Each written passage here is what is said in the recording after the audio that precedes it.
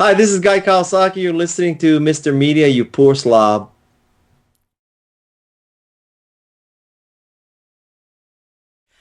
Today on Mr. Media, I'll talk to my brother from another mother and media relations master blaster, Brad Phillips.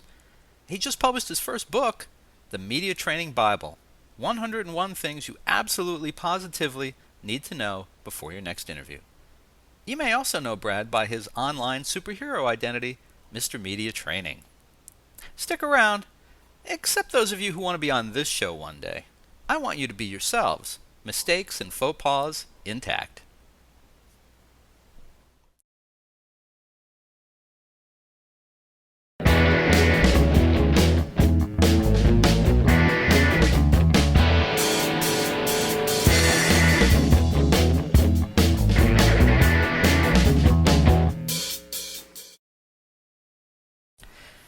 Today's episode of Mr. Media Interviews is brought to you by GoDaddy.com. You know GoDaddy.com from their wild and sexy commercials, but isn't it time you actually test drove their web hosting and domain registration services yourself? For a limited time, Mr. Media listeners can save 10% on the already low price of web hosting services at GoDaddy.com by entering the promo code POD4 at checkout. Again, that's 10% off web hosting when you go to GoDaddy.com and enter the promo code POD4, that's P-O-D, the number 4, at checkout.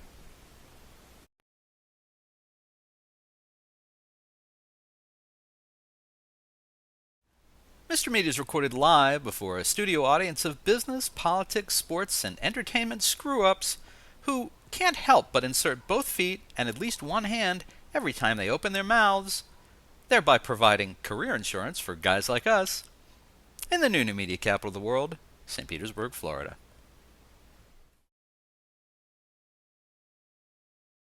You can hire New York-based Phillips Media Relations and pay good money for help from Brad Phillips as you and your company negotiate the media through crises and triumphs.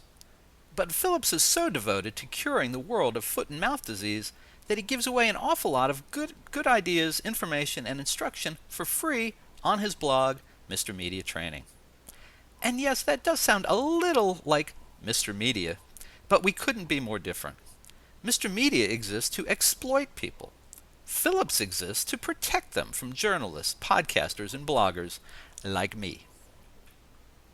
The Mr. Media Training blog is new car fresh every couple of days with topics such as 10 questions every author should be ready to answer, 7 things Billy Joel teaches you about public speaking, and the 10 worst video media disasters of 2012.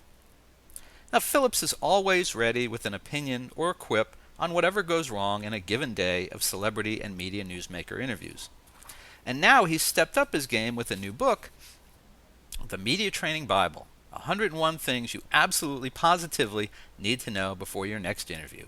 It's his website on steroids.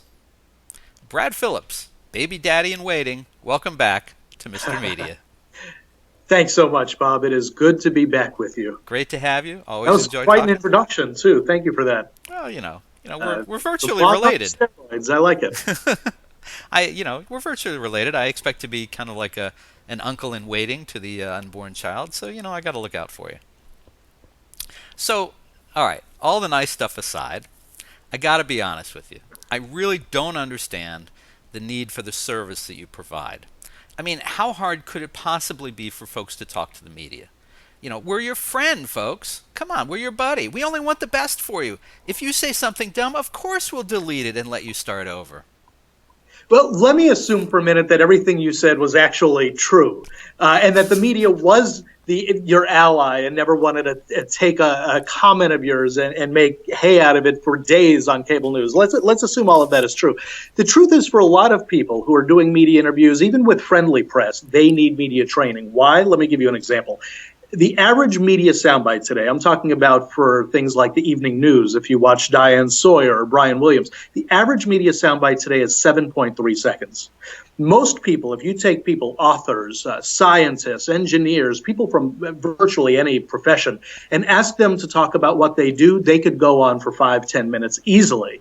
Asking them to synthesize that and get that down to 7 or 10 or 15 tight, effective seconds is really hard for people. So even if an adversarial press isn't something somebody's likely to face, they still need some help in learning how to get a message across that's memorable in a very short amount of time.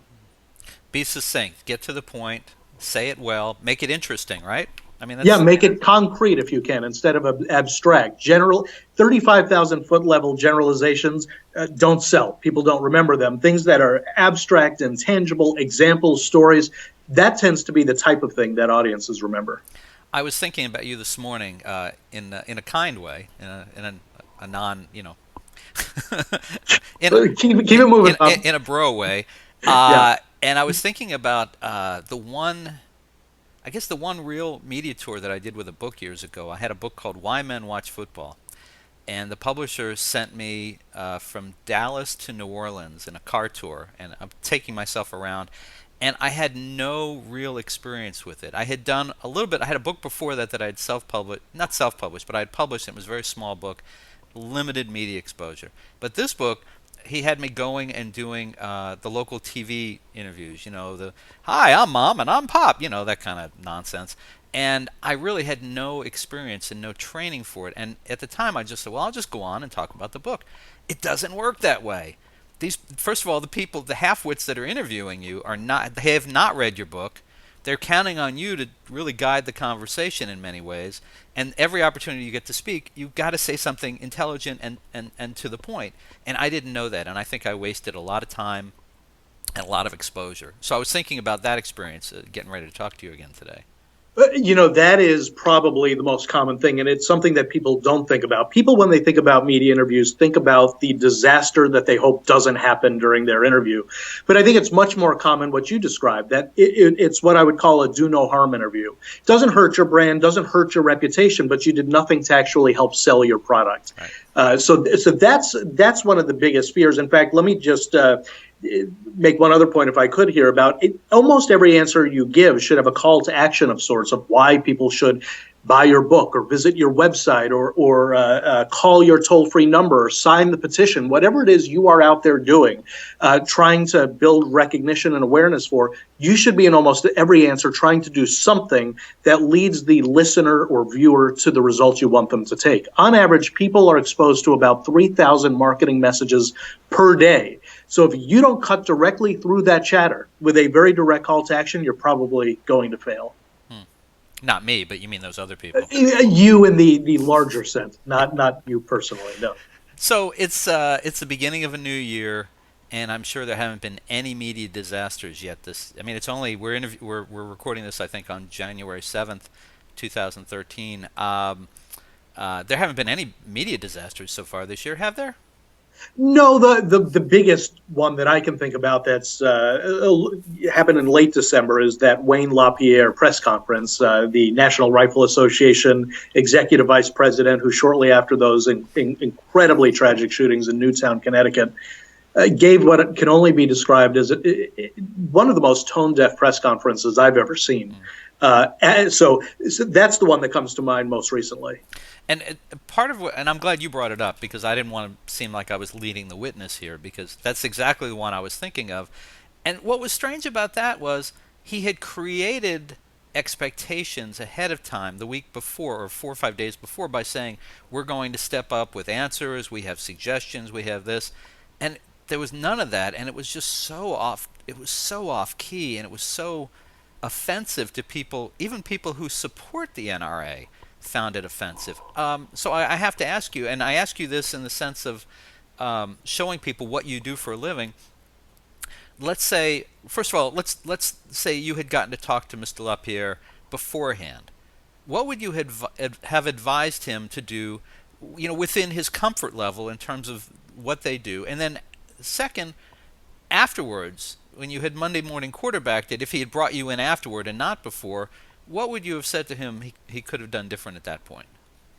Well, first of all, you really hit the nail on the head by talking about creating the right expectations. For people who weren't following that part of the story, he had come out, as you said, 4 or 5 days beforehand and said, we are going to make a meaningful contribution to this conversation. So he created this expectation that the NRA would say something that actually did contribute some to the meaningful conversation. Instead, he came out and he said there should be armed guards at every school, which, maybe in his worldview, that is part of a meaningful conversation, but it doesn't really matter what his worldview is. What matters is what's the worldview of the people watching it?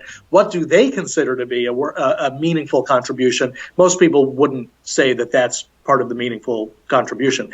One other thing that I would say is really important is just because Wayne LaPierre is the most visible person in the NRA doesn't necessarily mean he's the right spokesperson for the cause. So sometimes people choose the person at the very top or almost at the very top of an organization to speak. He lacked the requisite empathy during that press conference. He said all the right words in certain points about caring so much about the children who were killed. And listen, I'm not going to question what's in his heart. He may bleed with care for the kids who died. So I don't want to accuse him of feeling something or not. I have no idea what he actually thinks. But it's very hard to escape the conclusion watching that press conference that he was much more concerned about protecting the rights of gun owners than he was for those kids. So one thing I would say is I question the very format. Did they need to do a press conference? Could he have accomplished just as much, if that's all he was going to say, with written statements or with phone interviews, where the public wasn't able to see his facial expression and reach the same conclusion that I think a lot of other people did about what his true concern was? Or did he put a different spokesperson out instead? Look, I think when LaPierre was talking about the care and concern he had for those people in Newtown, I couldn't watch that. And I know a lot of other people I spoke with felt the same way, without thinking that he was trying so hard to look exactly right when he was delivering the words that it was almost a performance and not authentic and heartfelt. So if that's the way those practice press conferences went before he did it for real, I would have said you have to kill the format of doing it as a press conference and look for something that may suit your personality better than that. And strangely, well, not strangely, but I mean, when President Obama went to Newtown, a lot of people on both sides of the issue were moved by his sincerity and his empathy and his warmth. And if LaPierre couldn't do that naturally, he just probably shouldn't have done it at all. That's right. Obama, when he went to even before he went to Newtown to deliver the speech, he got up and it was stunning. He was in the briefing room, the Brady briefing room at the White House, came out and had to stop a few times to get his composure back. He said that he was speaking as a parent, and you really believe that that was true. And that's one of the most important things in crisis is you have to communicate to the public a sense that you get it. You understand what the crisis is. Obama did that. LaPierre didn't. And so for that's the reason I say he probably wasn't the right spokesperson, at least in that format. And this is going to be interesting. I'll make this personal for you at this point because I've been through this. You and I are at opposite ends of the parenting scale. As you know, I just sent my kid off with her driver's license for the first time today. You've got a child due how soon? Well, this is the first I've announced it. This has not been public, but March 13th is child number one, and right. so yeah, yeah. And what happens is, you spend your whole adult life being an adult and looking out for yourself and then your spouse, and, your greater family. Once you have that kid, you look at everything so differently. I mean, I had a daughter, and suddenly, I looked at, well, what kind of toys will she play with? Will she play with, like I would have played with action heroes, that kind of thing. Well, are there females? What do you mean there aren't? There need to be. How can I find them? And then little things like her security. I mean, my kid was in kindergarten when the trade towers were attacked. Mm-hmm. And I remember I was watching it. I actually was the first one to call the school because I've got the TV on all the time, Mr. Media and all that, and called the school and alerted them. And suddenly your view of the world changed. I wanted that day. I wanted exactly what Mr. LaPierre was talking about. It occurred to me that day, why don't we have better security at the school? Why are people able to come and go from the campus the way they are? And so, you'll feel this, you'll grow into this yourself, you and your wife. It changes your perspective. So, coming back to Mr. LaPierre, I don't agree with the NRA on a lot of things. I respect that Second Amendment right to have a gun and to be able to arm yourself. I get that. The assault weapons, I don't know. I don't get that. But I do feel there needs to be security in schools. So he could have had me with if he had limited his remarks to a certain thing that we could all sort of agree on, even if we don't feel the same way about the Second Amendment, but it went on too long, and it didn't warm your heart and go, okay, this is a guy who who wants to protect my kids. This is a guy who wants to protect his gun collection, basically. That's right. And from a crisis perspective, what you're in a moment like that, I think most people now look, there are going to be ideologues on every side. There are going to be people who say the Second Amendment should be banished. It's outdated. The founders of the country couldn't have anticipated a Bushmaster semi-automatic rifle. And then there's the 20%. And I'm making these percentages up just to make a larger point. There's the 20% who say absolutely no gun control of any sort whatsoever. But then there's the 50, 60, 70% in the middle, whatever that number is. And generally speaking, in a crisis, I think the majority of people who are not on either extreme, the question they want to answer is, we know that there are no easy answers to this. If it was as easy as just an armed guard, then we can do that, and that would be the end. If it was as easy as changing the culture with less violent movies, then we would just do that. If it was as easy as banning guns, we do that. But with 270 million weapons out there, banning them altogether probably won't work because there's 270 million floating around and they're going to be exchanged anyway. But I think in a crisis situation like that, what most people are looking for is a sense of there are answers in all of those places. And what can I add from my perspective, from mental health, from gun control, from the culture? What contribution from my perspective can we add? And I think that's what people were really looking for from Wayne LaPierre. He was never going to come out and say we should just banish all semi-automatic weapons, period. But could he have said we will close the gun loophole at gun shows? Maybe. So let me get out of the NRA for a second and broaden it out. So in a crisis, one of the ways that you survive and you succeed is to try to align yourself with the needs of the public and try to answer the question of what small contribution can I give? How can I add something small to the conversation? And I think he would have gotten a lot more mileage by coming up with some small suggestion of closing the gun show loophole or banning something small. Right. And let me just say one other thing.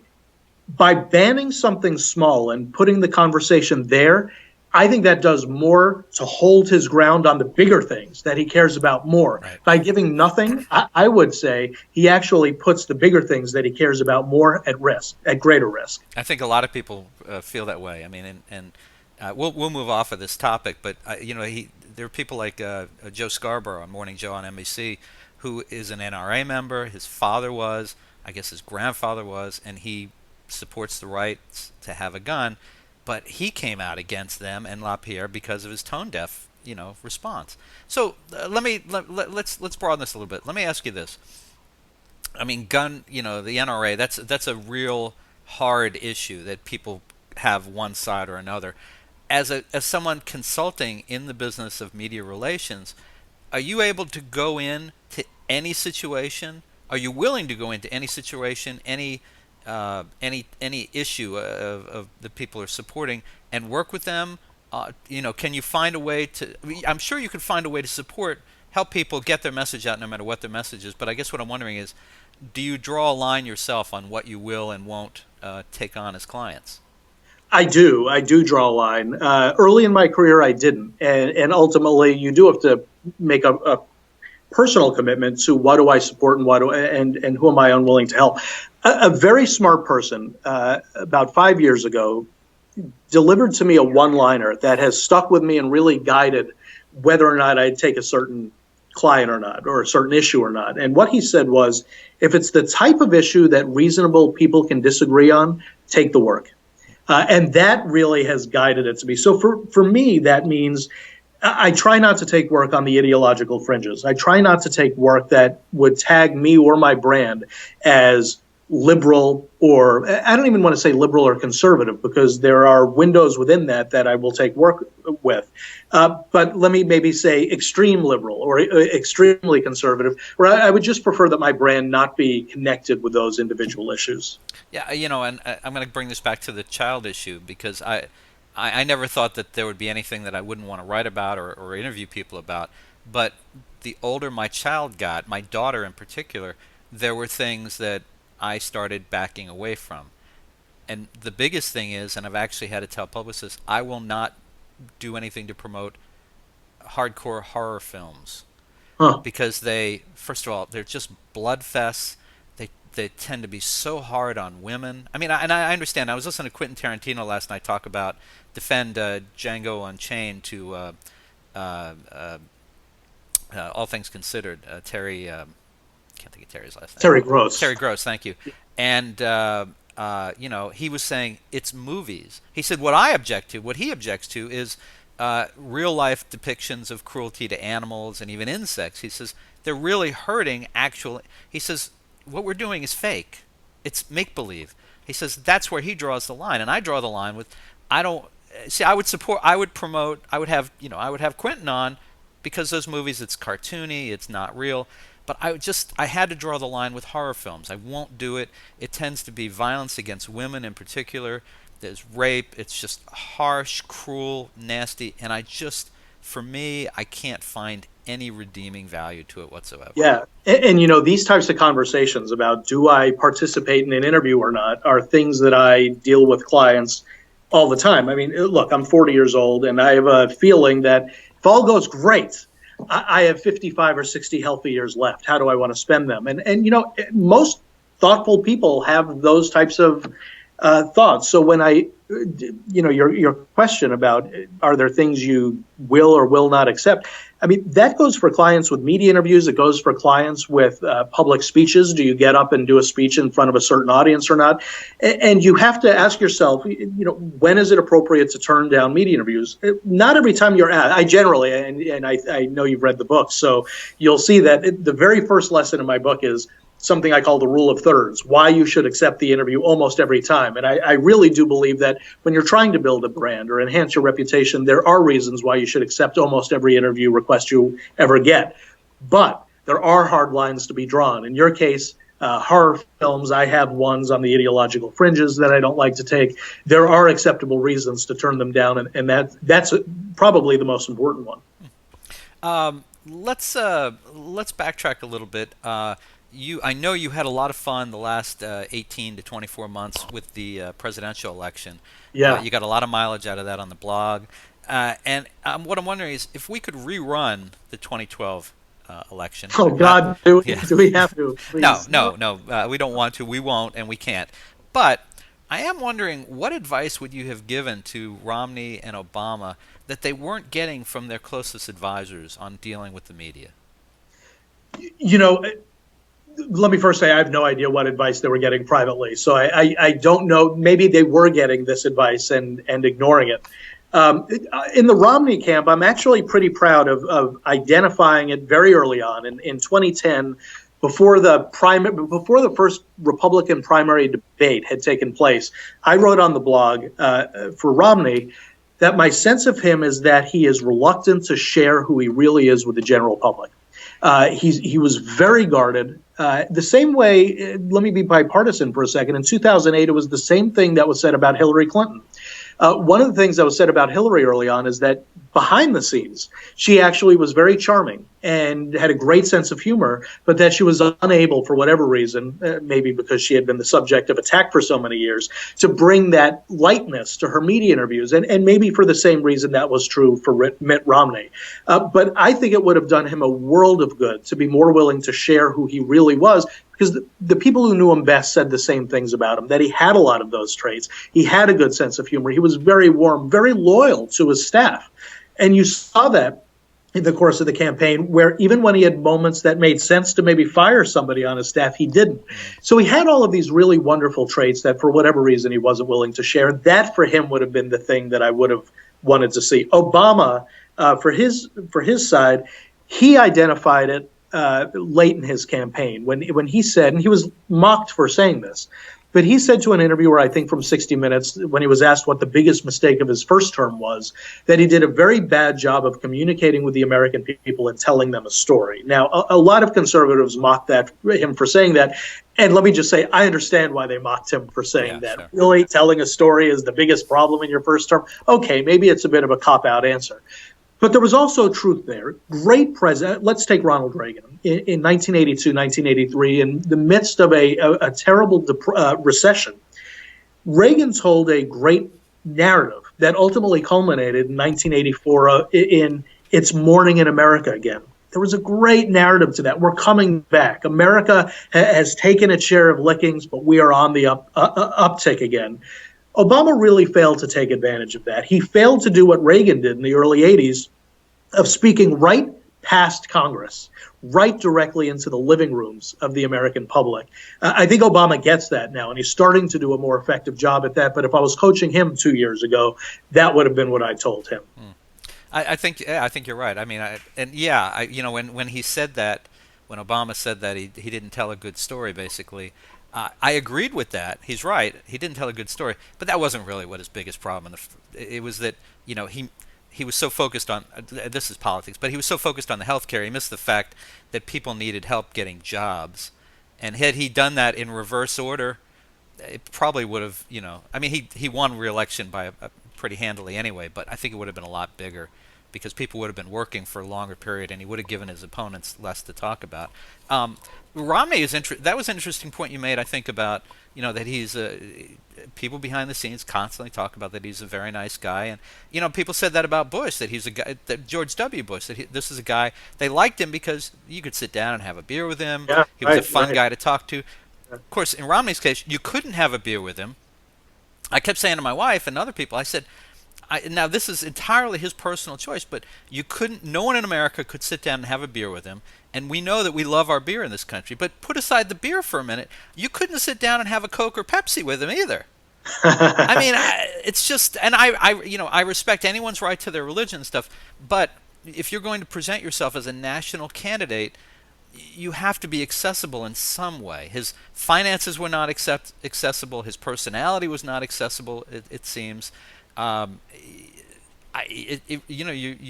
limit yourself. You limit your availability. Well, I think you've put your finger on something really important, which is that trait of guardedness does not work particularly well for public communications. It requires openness, and it requires, the corollary of that is it requires authenticity. And I think there was a sense that a lot of people had of Romney that he wasn't being authentic, because you sense that there was this other part of him that he wasn't willing to reveal to the public. Now, look, I've never been a political figure who's run on a national level. When you are the subject of an incredible media scrutiny, it might be that guardedness is a natural instinct, that when the glare is on, you kind of close off a little bit. But the successful politicians of both parties, the George W. Bushes, the Ronald Reagans, the Bill Clintons, the Barack Obamas, and Obama even is somewhat guarded, but at least he's a little more open than Romney was. Those figures, the Reagan, Clinton figures that tend to be more open, almost always tend to be the ones that are elected by the public. In fact, there have been 8 general elections since 1980. 1980 was an important year, because that's when CNN went on the air. It was the beginning of the 24/7 media age. In all 8 elections, I would submit that the candidate that was perceived as more open and more authentic won all 8 of those elections. Unless, of course, you thought that John McCain was more open and authentic in his run than Obama was, or that Walter Mondale was particularly more effective than Reagan in 1984. Well, so let me think about that for a minute. So jumping ahead to 2016, which is, what people are doing, that would say to me that the 2 best candidates, just based on that alone, would have to be Joe Biden for the Democrats and Chris Christie for the Republicans, because you're not going to find 2 guys who are more out there and open with their emotions, their beliefs. You know what they stand for. You know how they feel. Whether they're the best candidates, I don't know. But just based on that, those are the 2 guys. One of the things on November 9th, the day after the election, or I think it was November 8th, whatever the day after the election was, there were already people in my Twitter feed speculating about 2016. And if there's one thing, the Hillary Clinton example of her just going into a hospital and having a life-threatening condition recently, If that doesn't tell you that predicting 2016 now has no bearing on reality, I mean, I remember for 2008, people were speculating the candidates that are going to win. It's going to be two Virginians, Mark Warner on the Democratic side, former Virginia governor, versus George Allen, former Republican governor of Virginia. When's the last time you've heard people talking about George Allen and Mark Warner for president? So, the 2016 media speculatron, I'm going to put aside probably until at least 2014. The speculatron, huh? Yeah, that may be a Jon Stewart line. That's the speculatron. All right. Speculatron. It sounds like somewhere between a gynecologist and Calvin and Hobbes device. Huh. It sounds wow, like. that evoked strong visuals. It does, doesn't it? All right. So shifting gears here. So your website, mrmediatraining.com, is a place that a lot of people in the business or in any business, and in public relations and marketing, of course, as well, they start their day there. So why did they already? I mean, they're already attached to you. So why did the time seem right to do a book now? I think the biggest single reason I wrote it is beyond, of course, the obvious of it growing and enhancing a brand, which you have to concede the obvious there. But the biggest thing was I've been doing media training now for about 12 years, and the mistakes that people make. I mean, and you know this from your own show, the number of, let's say, hot microphone moments where somebody says something in the presence of a hot microphone. I mean, that's a great example of the type of thing that people keep doing over and over and over again. And these are easily preventable things. Let me give you another example. People on their cell phones in public shouting into a phone proprietary or private information. There's an example in the book of an attorney who in 2009 was riding the Acela train, the Amtrak's kind of first-class high-speed train. And he was shouting into his phone about layoffs that his law firm was about to make. But the layoffs had to be highly confidential because nobody within the firm knew about that yet. Well, guess what? A few seats away from him, somebody was a law student, heard him, emailed a legal blog. The story was blown the next day. His attorneys, about 15 or 20 attorneys in his firm, learned about their layoffs through a blog because he was shouting into a phone. These types of incidents, the hot mic moments, the shouting into a cell phone moments, happen over and over and over again, and they're so easily preventable. And so one of my hopes in writing the book was, let me figure out what these very obvious mistakes people are making are, and then just write a book that helps people stop making these same recurrent mistakes over and over again. Of course, there's a more positive angle too. How do you develop a message that's likely to resonate and sell? How do you understand the ground rules, like going off the record or should I say no comment? So I wanted to put those basics in one place as well. I mean, ultimately, when you're a daily blogger and you write 4 or 5 stories a day, stories that you wrote 6 months, a year, 2 years ago disappear into the ether. And so one of the goals of the book was to tie all of that together into one place and have 101 lessons in chronological flow that you didn't have to go back to the archives and try to cobble that together for yourself. What would apply from the book to just kind of the average person who may be facing the media, maybe for the first time, maybe for the only time? Are there maybe 1 or 2 tips that you would point them to, just for the basics? Yeah, and let me just say that one of my hopes in the book, one of the most rewarding things that ever happens in my career when I do a media training is that somebody will come up to me afterwards and say, I don't know why my boss asked me to attend your session because I'm never going to speak to the media. But they'll say, I learned things that I could apply in my life in other ways, in presentations. If I'm doing a speech to my staff, I know how to answer tough questions now. If I ever have to get up in front of Congress or appeal a speeding ticket in front of a judge, I learn things that can apply. And so one of the things that I think is really good about the book, I hope, is that you can apply it in many other areas than just media interviews. If there's 1 or 2 things, let me give you a specific one. This is one of my favorite tips in the book. Something I call the game. People are too often plagued by saying and or you know what I'm saying, what I call verbal filler in their day-to-day life. And that applies in any communication circumstance, not just media. So one of the tips I have is a 30-second game called the game, where you have to look around the room, find an object, and surprise yourself with it. So right now I'm looking around, and I have a glass of water. Let's talk about a glass of water for 30 seconds, go. I really like starting my day with a glass of water every day. A nice cold glass of water helps to give me some empty calorie, whatever. I'm making up the words, but I'm going to try to go for 30 seconds speaking about that object. What you learn to do eventually is replace the uhs and ums with pauses. People are so many times when they're using that verbal filler, it's just an articulated pause. So they learn the cadence of how to deliver that 30 seconds by just slowing down a little bit and pausing at the end of a sentence instead. It's something that's hard to do, so I encourage that people try that game with their smartphones. What's the word? The audio recording device on their smartphones, so that they can really hear whether or not that there is verbal filler that they might not have caught along the way. But I have to tell you, Caroline Kennedy, for example, was considering for a time running for a Senate seat in New York.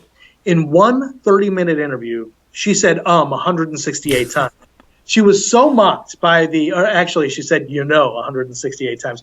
The New York tabloids were merciless. She was chased out of the race before she even had a chance to enter. So that stuff actually has real life implications if the verbal filler is getting in the way. I was going to say, plus I suspect she would have been the Mitt Romney candidate in that she would not have been, even though we all seem to know everything we could possibly know about that family, she would not probably have been very comfortable having to be that open, comfortable, clearly just the hesitation that was in her language kind of gave that away. That's right. Let me ask you something. Have you always been this comfortable speaking publicly where you didn't do the ums and the uhs and the, or was there kind of a breakthrough moment for you in terms of being able to do this so effectively?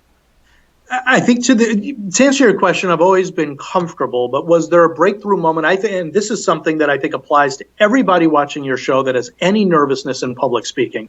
The biggest light bulb or aha moment for me personally was this sense that a recognition that you don't have to be perfect, that you are going to say a few times in the interview, and that's okay. You're going to forget a thought, or you're going to stumble over a phrase a few times, and that people are not judging you in those micro moments. But the judgment they're making is, do I like this person? Do I feel like I can relate to this person?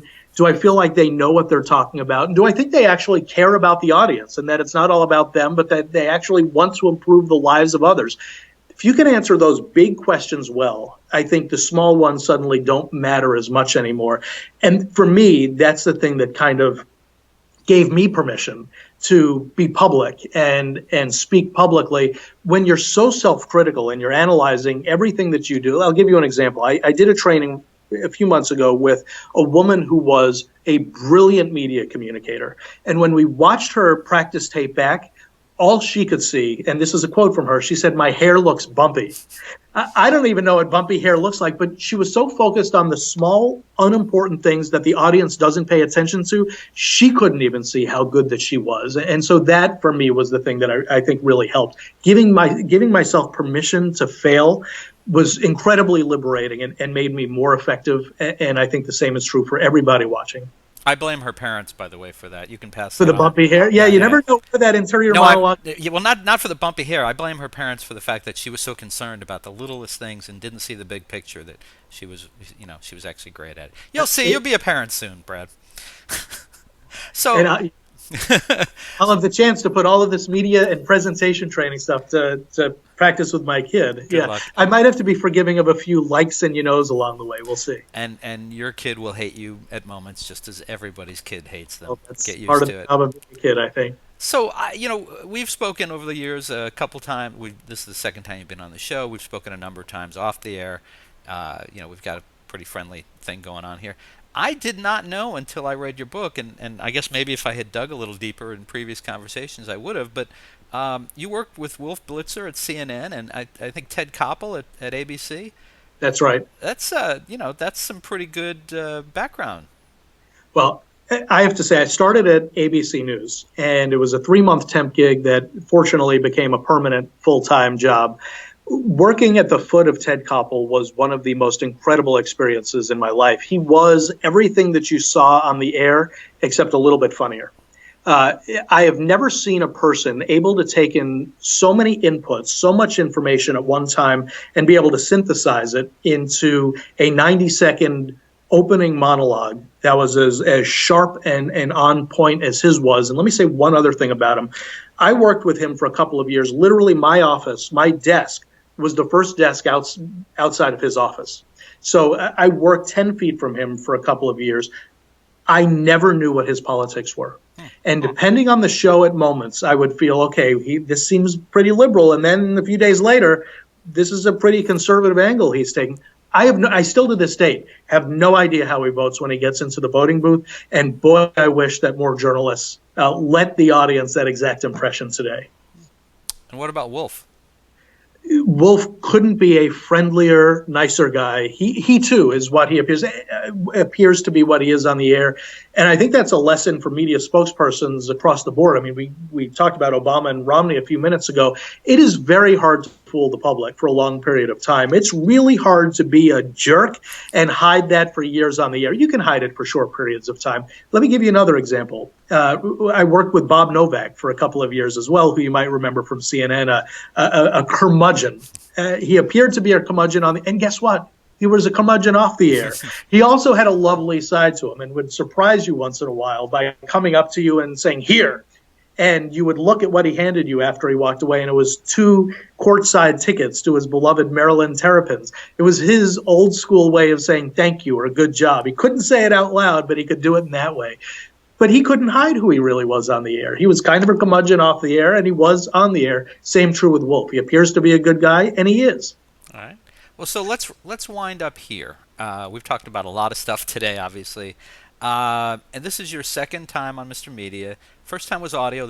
Actually, you've done both it was video, right? the first time. Yeah, I think it's a little bit higher tech now, Yeah. but yeah. So video. I have to ask, what tips would you offer to encourage future Mr. Media guests things that they should take note of before coming on the air and once they have the experience? But and just saying avoid me entirely is not the correct answer. Well, there goes my answer. The first thing I would say is if you feel passion for what you're talking about, bring it on the air. I can't tell you the number of times that I will do a media training with an executive or training them to do a speech, and they will say something like this. I'm very excited to announce this new product today. If you're excited, you have to bring that level of excitement to what you're talking about. So if you feel the passion, bring it. Let me just say one other thing. Television in particular, or in this sense, video in general, television tends to take what you do in everyday life and mutes it a little bit. So you have to be a little bit bigger than you would typically be in order for it just to come across as even. So bring your passion, bring a little bit more energy than you typically would. And what I would say, and I say this in the book, Bob, you're cited in the Media Training Bible, but I would say with a host like you is you have to bring a sense of humor. You never know exactly, and listen, this is the second time we've done an interview together. I never know exactly where you're going to go, but you have to be willing to follow the host's lead. The thing is, the reason people watch Mr. Media is not because they like me. It's because they like you. They've developed a relationship with you as the host. And so if I'm not willing to go where you want to go, your viewers are not going to like me as much. But if I follow your lead and have a sense of humor and follow your humor, they're more likely to like me because I've related well to the host that they're tuning in to see. I like to think that they like my snazzy apparel. But hey, listen, that could be it. Listen, it's consistent with being in Florida, right? Yeah, well, that's true. That is true. Well, look, folks, you can find the media training. See, there, I hesitated. I went, the media training Bible, 101 things. It's a long title. I got to look at the piece of paper. The Media Training Bible, 101 things you absolutely, positively need to know before your next interview. The new book by my friend, Mr. Media Training himself, Brad Phillips. It's not in stores, but you can order it online at Amazon.com or from MrMedia.com. If you look right below this video, right down there, there's a link to it. You can just click on it right now. Go get that book. You can also get it, of course, at Brad's site, MrMediaTraining.com. That is the website for Mr. Media Training. You're on Twitter and Facebook, I believe, also? That's right. The handle is at Mr. Media Training on both Twitter and Facebook. Right. And remember, if you don't put training, you're going to wind up back with me. So better add training. Brad, I don't know that we'll see you face to face like this before you're a dad, but congratulations to you and your wife. Thank you so much for your continued support with that and everything else, Bob. I look forward to meeting the child. That would be Mr. or Miss Media Phillips. Baby boy media training will be his name. And listen, I talk in the book about the importance of branding, so I'm thinking about the baby T-shirt with the Mr. Media Training logo right across the chest. Actually, you'll have to put it on the back because you're wearing a baby Bjorn on your chest, so no one will See, see it. I have so much to learn. You do. Listen, Yeah. good luck to you and your wife. Always a pleasure to see you, and thanks so much for being here on Mr. Media. Thank you, Bob.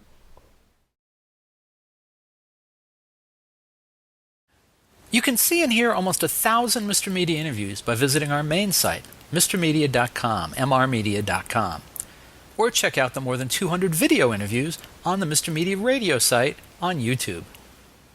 And I'd sure appreciate if you'd show some love for Mr. Media's advertisers, including Stitcher. Apple named Stitcher a top 5 news app of 2011. It's a free mobile app for your smartphone or tablet that lets you listen to your favorite shows and discover the best of news, entertainment, and sports on demand. You can listen whenever you want to more than 5,000 shows, get customized recommendations, and discover what your friends are listening to. My own list of Stitcher favorites is pretty eclectic. I start my day with an hour of MSNBC's Morning Joe with Joe Scarborough and Mika Brzezinski. Then it's the latest 2-minute update from the Onion News Network. After that, I'll listen to WTF with Mark Maron, Here's the Thing with Alec Baldwin, HBO's Real Time with Bill Maher, and excerpts from E's Chelsea Lately and The Soup with Joel McHale.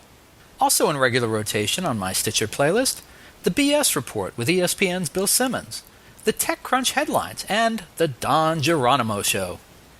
The latest episodes of each show, whether originating from broadcasts, cable TV, radio syndication, or podcasts, are continuously updated.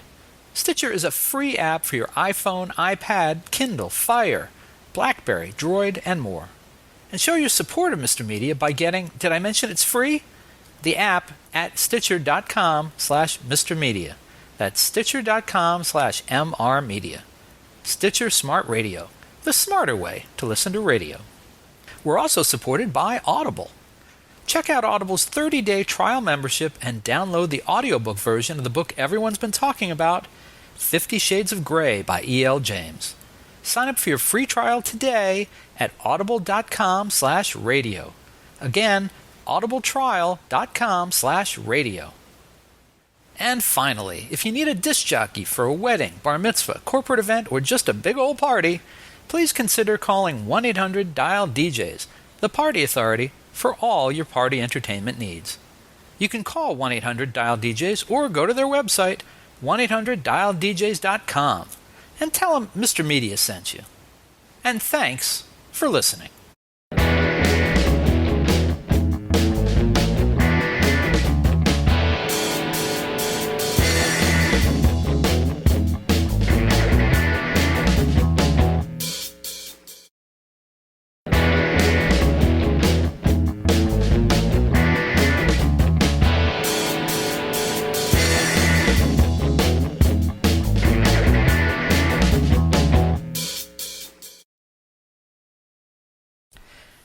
Today's episode of Mr. Media Interviews is brought to you by GoDaddy.com. You know GoDaddy.com from their wild and sexy commercials, but isn't it time you actually test drove their web hosting and domain registration services yourself? For a limited time, Mr. Media listeners can save 10% on the already low price of web hosting services at GoDaddy.com by entering the promo code POD4 at checkout. Again, that's 10% off web hosting when you go to GoDaddy.com and enter the promo code POD4, that's P-O-D, the number 4, at checkout.